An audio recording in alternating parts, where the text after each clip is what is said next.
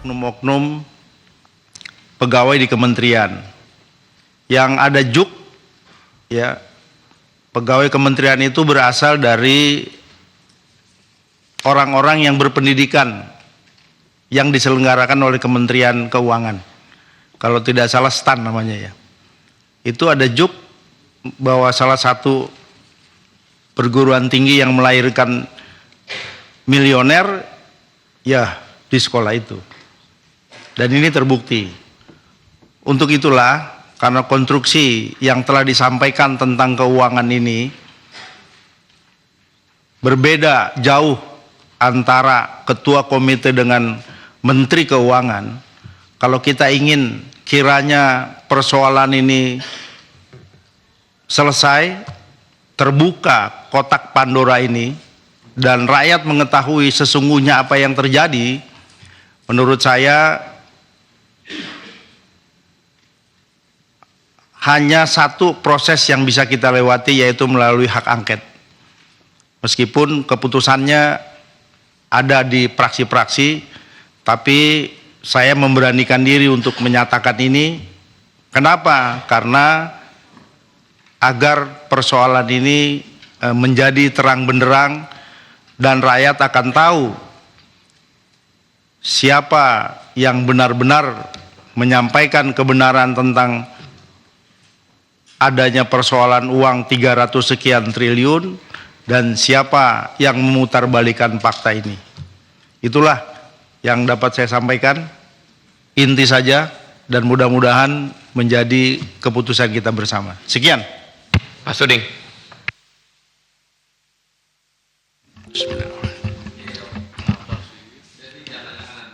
Assalamualaikum warahmatullahi wabarakatuh.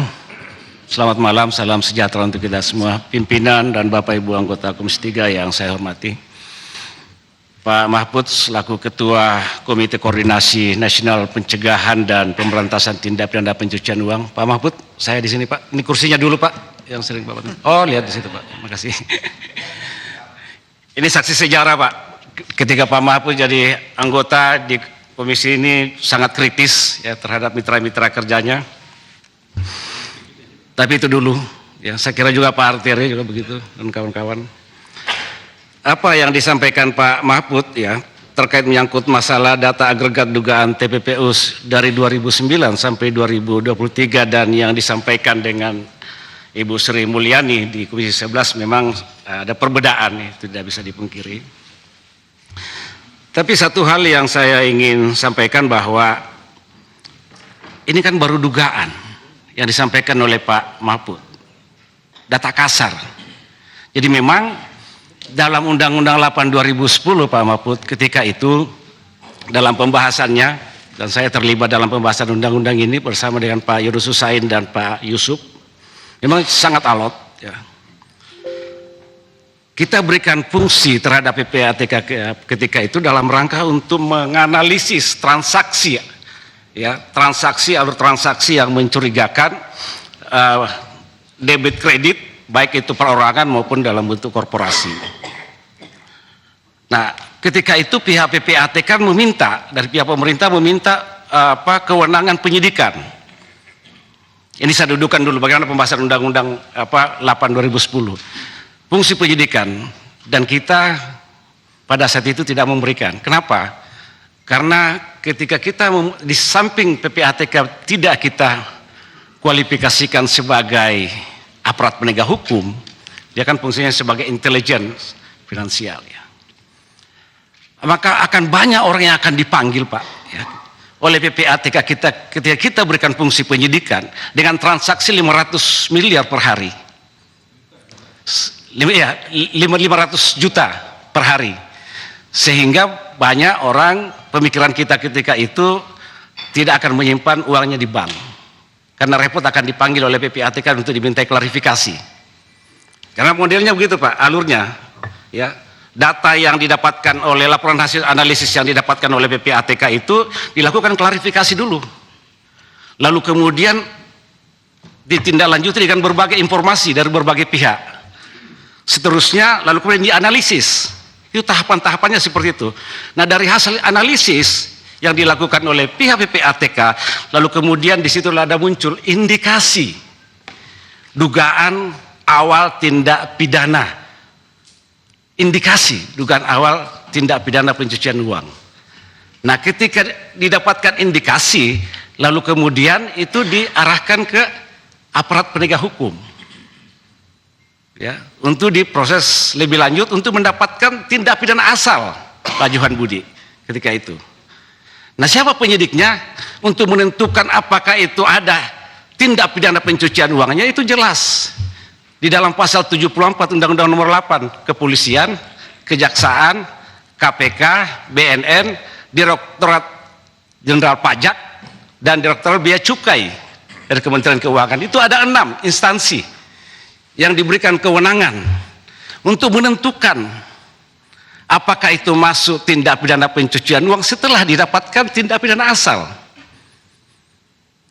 Jadi tindak pidana pencucian uang ini dulu juga, ya, dulu Pak, pada pembahasan itu kita menginginkan ada pembuktian lebih dulu tindak pidana asalnya. Harus punya kekuatan hukum yang tetap ingkrah. Akan tetapi terjadi perdebatan ketika itu, ini pembahasan undang-undang Pak, supaya kita paham dulu tentang Undang-Undang Nomor 8 ini. Kan tetapi terjadi perdebatan, lalu kemudian kita ambil komprominya. Tanpa harus mempunyai kekuatan hukum tetap, tapi bisa dilakukan proses penyidikan secara simultan oleh pihak penyidik. Ketika ditemukan tindak pidana asal, lalu kemudian diikutkan tindak pidana pencucian uangnya. Jadi bisa di situ. Nah, yang menentukan itu adalah ada 6 pihak ini Pak Johan Budi, yang menentukan tentang tindak pidana pencucian uang itu.